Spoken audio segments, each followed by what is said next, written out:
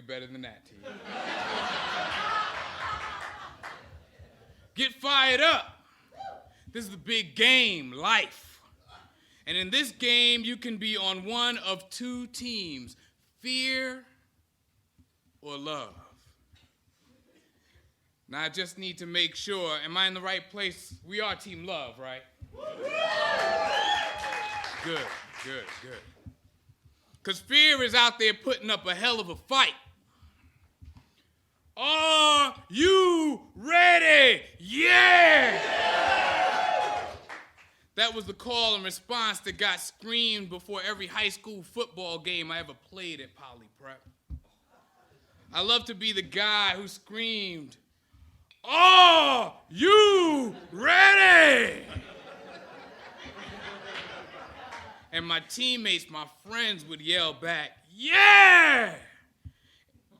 And with the tension rising and the circle closing, "Are you ready?" And one more time, this time a little louder, the team would yell back, "Yeah!" And one last time, "Are you ready?" Yeah! And with that one last year, I would hit him with breakdown. And that gang of teenage boys from different backgrounds, from different races, different classes, all grunted in unison. Huh. Breakdown. Huh. Breakdown. Huh. We'd go nuts. Clap it up. And we would charge into battle. Before we leave here, team, before we head back out there to play this game, I want us to do that together. I'll yell, "Oh, you ready?" And you yell back, "Yeah!" But when I say breakdown, I want you to say love. You try it now. Breakdown. Love. Yeah, we're going to be all right. He's crying. My daughter was on my wife's lap. My son was on mine, and the president was on TV talking about the 26 losses we had just suffered. 26 heartbreaking losses, team. 20 kids, 6 adults. For several days, I rubbernecked from a distance, getting only the broadest strokes of the horrific Sandy Hook story. But sitting there preparing to explain what had happened as best I could to my 7-year-olds, I couldn't avoid the tragedy of it anymore. All I could do was let the tears roll. I'm not sure what I was thinking about.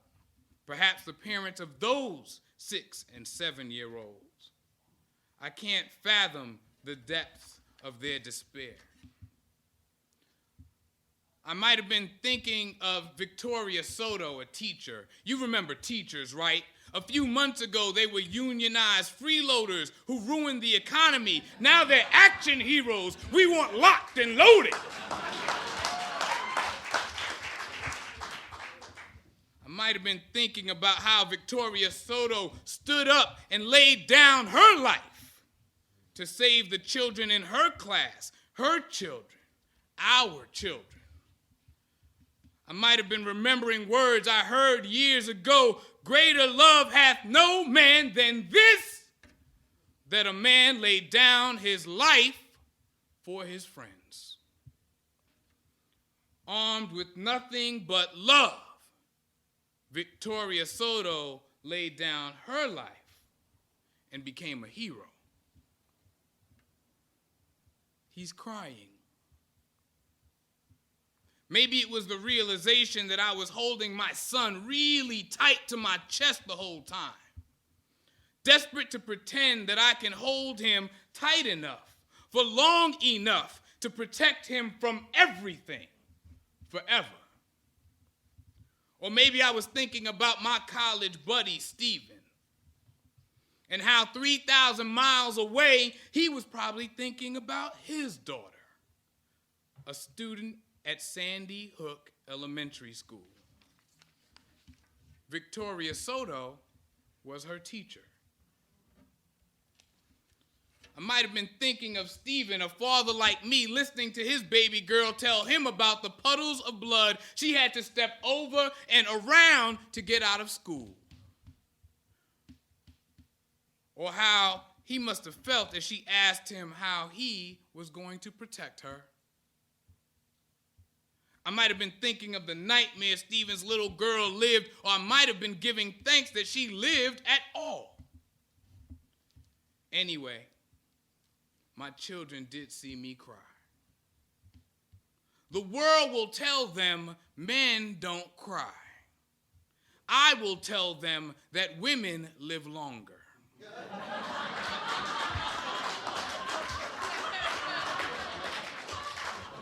And they tend not to commit mass murder. Are you ready? Yeah. The 5 steps of defensive football were drummed into my head, and when I went back to Poly and was defensive coordinator for the freshmen, I taught them the same thing. 1, stance and alignment. 2, strike a blow. 3, get rid of the blocker. 4, find the ball. 5, make the tackle. Senior year, homecoming, 3rd quarter. Stance and alignment. I lined up outside like I was supposed to and got in my stance. Strike a blow. The ball was snapped to the quarterback. I stepped across the line and met the blocker with my forearm. Get rid of the blocker. That forearm kept the blocker off of me. Find the ball. The running back sprinted to get outside on the right, my right, and I'm running to stop him. And that's all I remember. That's it.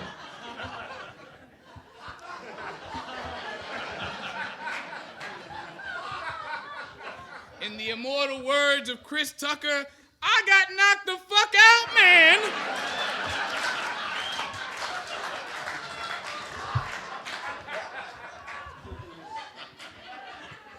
On the sideline, Dr. Fitzgerald checked me out. Sit tight, I'll be right back. Well, me being a football player and all, as soon as she walked away, I grabbed my helmet, ran over to coach and said, I'm fine, put me back in. Now, through 40-year-old eyes, I see why some might think what I did was stupid.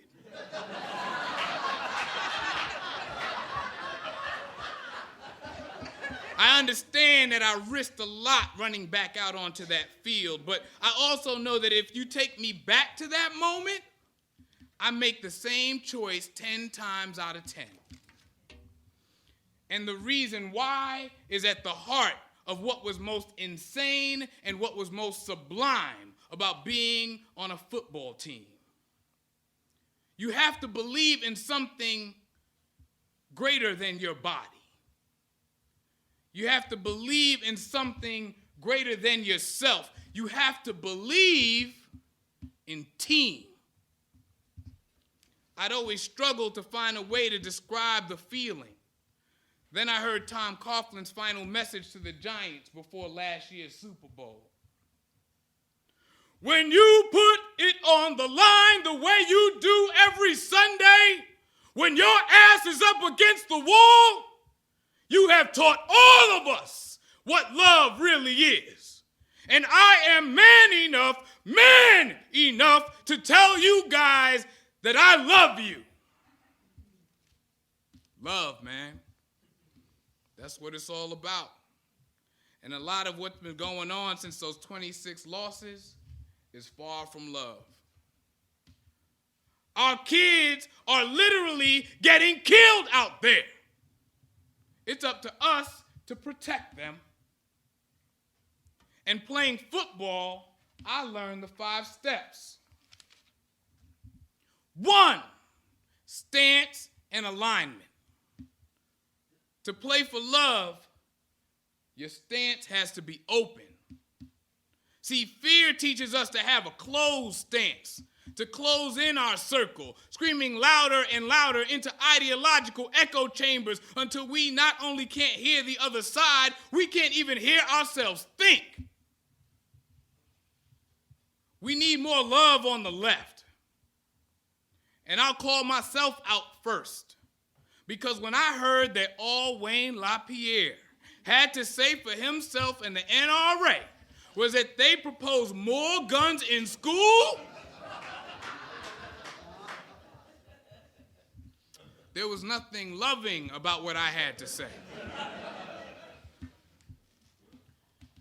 And the online reaction, that really wasn't love.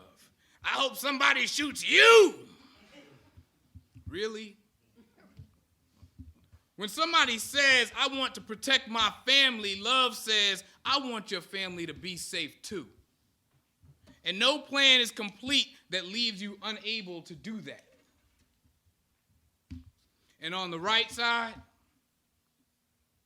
when somebody says we need to deal with assault weapons because they are making mass murder easy work, love does not hide behind hunting. 60, 100 bullets in the clip for hunting? If you need 100 bullets a minute to pop Bambi's mommy, I have something to tell you in love. You are not a hunter. You are a hazard.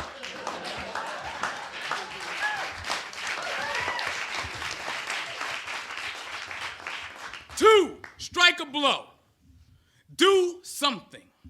After Columbine, move to tears. After Aurora, move to tears. After Sandy Hook, let's be moved to action.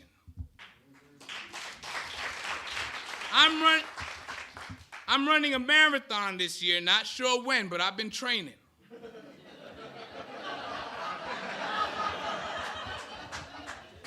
And I'm going to raise money to help create limits on the kind of artillery the average citizen can have. My wife's so mad about the NRA, she said, fine, no limits. Why don't I just build a nuke in our driveway? I can't have my wife with a nuke. I can't win an argument now.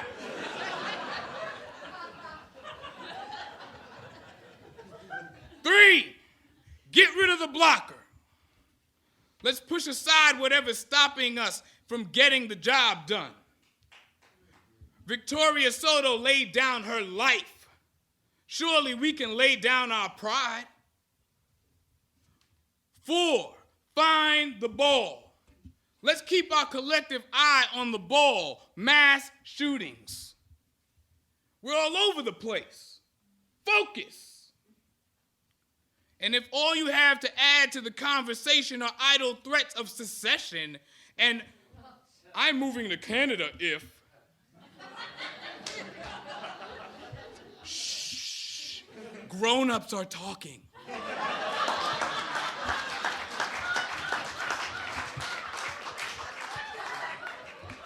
5, make the tackle. Big-time players make big-time plays in big-time games. Gun safety, tackle it. Mental health, tackle it. Video games,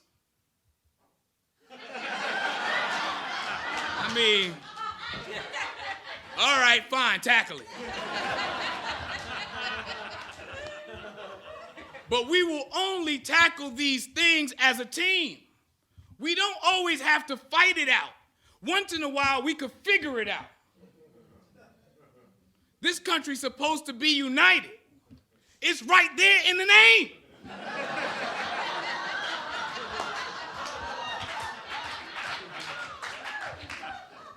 It's game time, love. So I got a question for you. Are you ready? Yeah. Are you ready? Yeah. I said, are you ready? Yeah. Break down. Break down. Break down. Clap it up. Now go out there and kick some ass.